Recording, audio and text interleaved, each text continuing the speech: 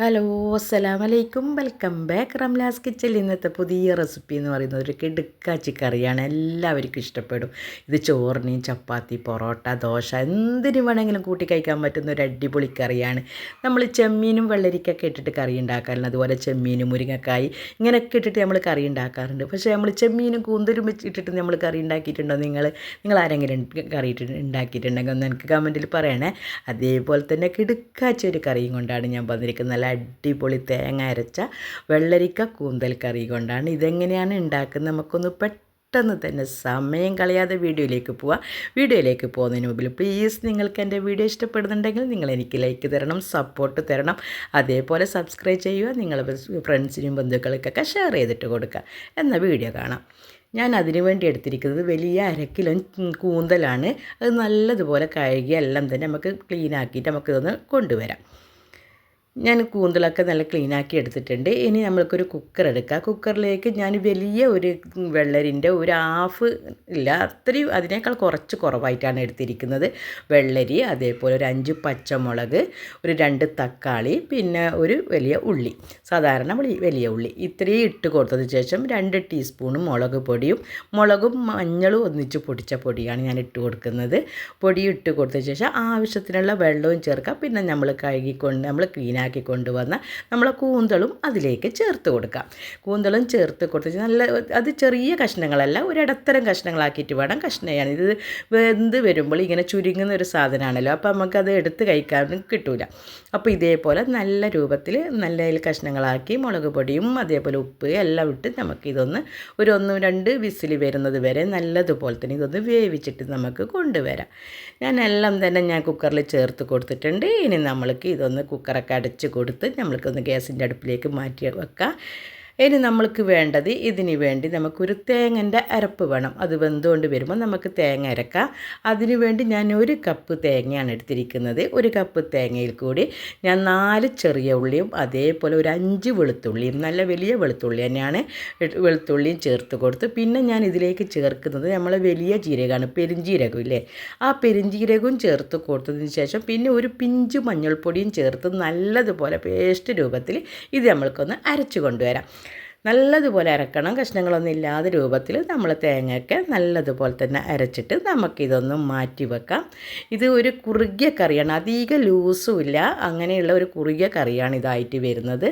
നമ്മൾ കുക്കറൊക്കെ നേരത്തെ ഓഫാക്കി വെച്ചിട്ടുണ്ട്. നമ്മളെ കുക്കറിലെല്ലാം വെള്ളരിയും അതേപോലെ കൂന്തലൊക്കെ നല്ലതുപോലെ വെന്തിട്ടുണ്ട്. ഇനി നമ്മൾക്ക് അതിൻ്റെ കറി നമുക്കൊരു ചട്ടിയിലേക്ക് മാറ്റി കൊടുക്കണം, മൺചട്ടിയിലേക്ക് മാറ്റി കൊടുത്തതിന് ശേഷമാണ് ഞാൻ അതിലേക്ക് തേങ്ങയൊക്കെ അരച്ച് കൂട്ടുന്നത്.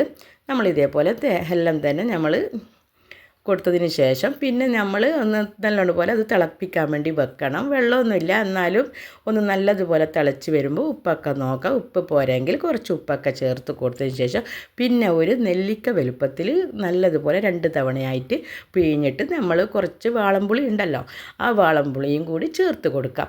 പുളിയും കൂടി ചേർക്കുമ്പോഴാണ് കറിക്ക് നല്ല ടേസ്റ്റ് വരുന്നത്. എത്ര തക്കാളി ഇട്ടാലും നമ്മൾക്ക് ഇതേപോലെയുള്ള ഇങ്ങനെയുള്ളൊക്കെ കറികളും മീനൊക്കെ ഇട്ട് വെക്കുമ്പോൾ കുറച്ച് പുളി ഒഴിച്ചില്ലെങ്കിൽ പിന്നെ കറി ഒന്നും കൊള്ളൂല. അപ്പോൾ അതേപോലെ തന്നെ നല്ലതുപോലെ പുളി പിഴിഞ്ഞിട്ട് നമുക്കതൊന്ന് ചേർത്ത് കൊടുത്തതിന് ശേഷം നല്ലതുപോലെ ഒന്ന് കുറച്ച് സമയം വരെ ഇതൊന്ന് അടച്ച് വെച്ചിട്ട് നമുക്കിതൊന്ന് തിളപ്പിച്ചിട്ടെടുക്കാം. കാരണം നമ്മളെ പുളിയൊക്കെ വെള്ളരിക്കയിലും നമ്മളെ കൂന്തളിലൊക്കെ നല്ലതുപോലെ പിടിക്കാൻ വേണ്ടിയാണ് നമ്മളിതൊന്ന് കുറച്ച് സമയം ഒരു 2-3 മിനിറ്റോളം നമുക്ക് ഓൾറെഡി തിളച്ചിട്ടുണ്ട്, എന്നാലും കുറച്ച് സമയം ഒന്ന് തിളച്ച് വരട്ടെ. എന്നാൽ നമ്മളിത് നല്ലതുപോലെ തിളച്ചിട്ടൊക്കെ വന്നിട്ടുണ്ട്. ഇനി നമ്മൾക്ക് എന്താ വേണ്ടത്, നമ്മൾ അരച്ച് കൊണ്ടുവന്ന നമ്മൾ തേങ്ങൻ്റെ കൂട്ടുണ്ടല്ലോ, തേങ്ങൻ്റെ കൂട്ടും ചേർത്ത് കൊടുക്കണം. ഉപ്പ് ഞാൻ പറഞ്ഞല്ലോ, ഉപ്പ് നോക്കണം. ഉപ്പ് നോക്കിയിട്ട് ഉപ്പ് പോരെങ്കിൽ ഉപ്പൊക്കെ ഇട്ട് കൊടുത്തതിന് ശേഷമാണ് ഞാൻ തേങ്ങയൊക്കെ അരച്ചിട്ട് ചേർത്ത് കൊടുക്കുന്നത്. തേങ്ങ അരച്ച് ചേർത്ത് കൊടുത്തതിന് ശേഷം പിന്നെ നമ്മൾ അതിലേക്ക് കുറച്ച് വെള്ളം വേണം. അതിന് വേണ്ടി എന്താക്കുന്നത്, തേങ്ങ അരച്ച അതേ മിക്സിയിൽ തന്നെ ഒരു 1/4 കപ്പോളം വെള്ളം ഒഴിച്ച് നല്ലതുപോലെ മിക്സിയൊക്കെ ഒന്ന് കഴുകിയിട്ട് നമുക്കതൊന്ന് ചേർത്തിട്ട് കൊടുക്കണം. എല്ലാം തന്നെ നല്ലതുപോലെ മിക്സാക്കുക. നല്ലതുപോലെ തേങ്ങയൊക്കെ അരച്ചിട്ടുണ്ട്. എല്ലാം തന്നെ നല്ലതുപോലെ മിക്സാക്കി കൊടുത്തതിന് ശേഷം വെള്ളമൊക്കെ ഒഴിച്ച് നല്ലതുപോലെ ഒന്ന് തിളപ്പിച്ചിട്ടെടുക്കുക. നമുക്കിപ്പം നോക്കിയപ്പം പുളിയും അതേപോലെ തന്നെ ഉപ്പും എല്ലാം തന്നെ നല്ലതുപോലെ കണക്കായിട്ടുണ്ട്. ഒന്ന് അടച്ച് വെച്ച് കൊടുത്തിട്ട് ഒരു 1-2-3-4 മിനിറ്റും കൂടി ഒന്ന് നല്ലതുപോലെ തിളച്ച് വരട്ടെ. നമ്മൾ തേങ്ങയൊക്കെ ഒന്ന് നല്ലതുപോലെ കറിയും മറ്റേ കഷ്ണങ്ങളൊക്കെ ആയിട്ട് ഒന്ന് യോജിച്ചിട്ട് വരട്ടെ. നല്ലതുപോലെ തന്നെ നമ്മളെ കറിയൊക്കെ തിളച്ച് നല്ലതുപോലെ ആയിട്ട് ഞാനിത് വേറൊരു അടുപ്പത്തേക്ക് ഞാൻ മാറ്റിയിട്ടുണ്ട്. ഇനി എന്താക്കണം, നമുക്ക് ഇതിനൊരു താളിപ്പ് വേണം. അതിന് വേണ്ടി ഞാൻ ഒരു ഫ്രൈ പാൻ എടുത്ത് അടുപ്പത്ത് വെച്ചിട്ടുണ്ടായിരുന്നു. അതിലേക്ക് ഞാൻ 1 ടീസ്പൂണോളം കടുവും അതേപോലെ ഒരു 6 കൊച്ചുള്ളി ഇടല ചെറിയ ഉള്ളി അരിഞ്ഞതും ചേർത്ത് കൊടുത്ത് അതും കടുകും ചെറിയ ഉള്ളിയൊക്കെ നല്ലതുപോലെ തന്നെ ഫ്രൈ ആയിട്ട് വരുമ്പോൾ പിന്നെ ഞാൻ അതിലേക്ക് 2 തണ്ട് കറിവേപ്പിലയും പിന്നെ ഒരു 3 നമ്മൾ വറ്റൽമുളക് ഉണ്ടല്ലോ, ഉണ്ടമുളകാണ് കേട്ടോ, ആ വറ്റൽമുളകും ചേർത്ത് കൊടുത്ത ശേഷം നല്ലതുപോലെ തന്നെ ഇതൊന്ന് ഫ്രൈ ആക്കിയിട്ടെടുക്കുക. നല്ലതുപോലെ മൂത്ത് വരണം. നമ്മളെ ഉള്ളിയൊക്കെ നല്ലതുപോലെ മൂത്ത് എല്ലാം വരുമ്പം നമുക്ക് ഈ കറിയിലേക്കൊന്ന് ചേർത്ത് കൊടുക്കാം.